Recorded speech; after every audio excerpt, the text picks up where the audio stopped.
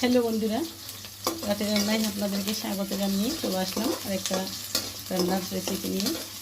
আমি আজকে রান্না করতেছি রাত্রে সামুদ্রিক মাছ। তো এখন রাত বাজে অনেক, মনে হচ্ছে 11টা বাজতেছে বা 10, 10:30 কম না। আসলে এত রাতে করে এসে কী রান্না করবো এটা চিন্তা করার সুযোগ থাকে না। সামনে যেটা পাই সেটাই রান্না করা হয়।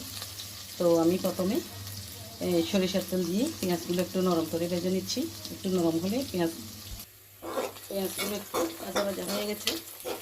একটু ভাজা ভাজা হয়ে যাওয়ার পরে আমি এখানে যাবতীয় মশলা মাছের যা যা দিতে হয় সব এখানে আমি পেঁয়াজ, রসুন বাটা, টমেটো পেস্ট, তারপরে মরিচের গুঁড়া, ধনিয়ার গুঁড়া, হলুদের গুঁড়া, জিরার গুঁড়া সব আমি এখানে দিয়ে দিয়েছি। এখন এগুলো একটু কাঁচা গন্ধ চলে যাওয়া পর্যন্ত একটু কষিয়ে নেব, তারপরে মাছগুলো দেব।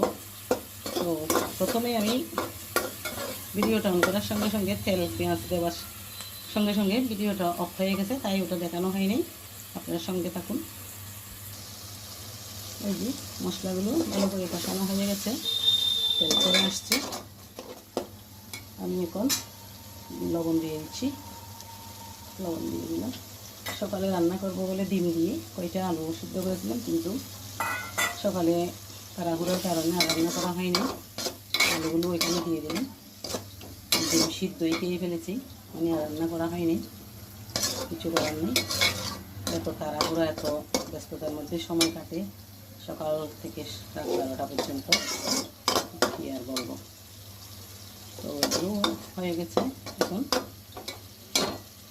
হচ্ছে আমি এই যে মাছগুলো দিয়ে দিলাম।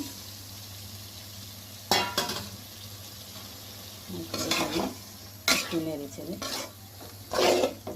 মশলাগুলো মাছের সুন্দর করে তারপর থেকে নেড়ে ছেড়ে লাগিয়ে তারপরে অল্প করে একটু করে পানি দেবো, বেশি দেবো না।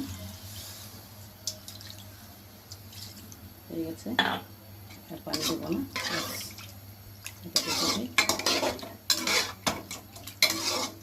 সমুদ্রের মাছে বেশি জল দিলে তরকারির টেস্ট থাকবে না। এইরকম কষা কষা রান্না করবো।